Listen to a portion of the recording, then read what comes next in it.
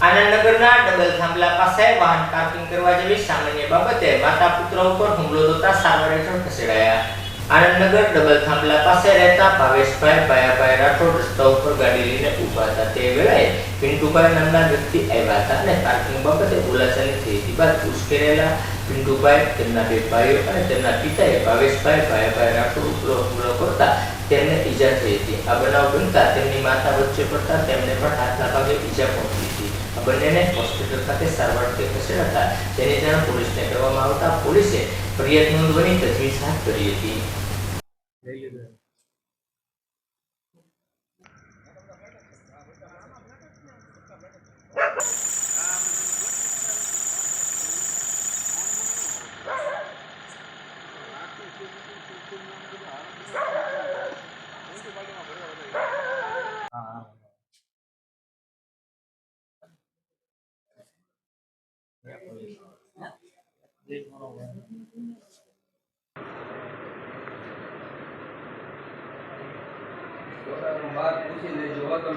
हाँ हाँ टेंशन लो मत तुम्हें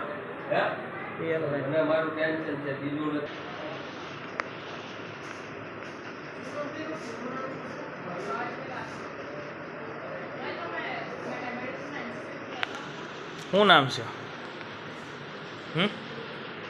મારે વાહનમાં મારી ગાડીને નુકસાન કર્યું છે તો કોઈ, અને મને વાગ્યું છે, અને બીજા મારા મમ્મીને વાગ્યું છે।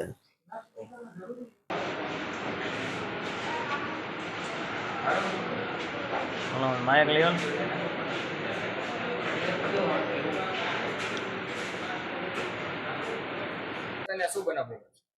મારું નામ અરવિંદભાઈ ભાયાભાઈ રાઠોડ છે અને આનંદનગર અપૂટ એડ્રેસ પાસે મારો ભાઈ અને એના મિત્ર જોડે ઊભો હતો અને ત્યાં એક પિન્ટુ નામનો વ્યક્તિ હતો। એ એમ કીધું કે અહીંયા ગાડી કેમ રાખીને ઊભા છો જાહેર રોડ ઉપર।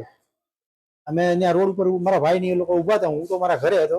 તો એમાં ગાડી ઊભી રાખવા બાબતથી માથાકૂટ થઈ અને એ લોકો 3-4 જણા આવીને પછી ઉશ્કેરાઈને પથ્થર મારો ઘા કર્યો અને તલવાર એક એનો ભાઈ લઈને આવ્યો અને એક ભાઈ એનો પાઇપ લઈને આવ્યો અને એના પપ્પા રહ્યા એ કંઈક છરી હાથમાં લઈને આવ્યા અને એની એક બેન હતી એ પથ્થર મારો કરતી હતી।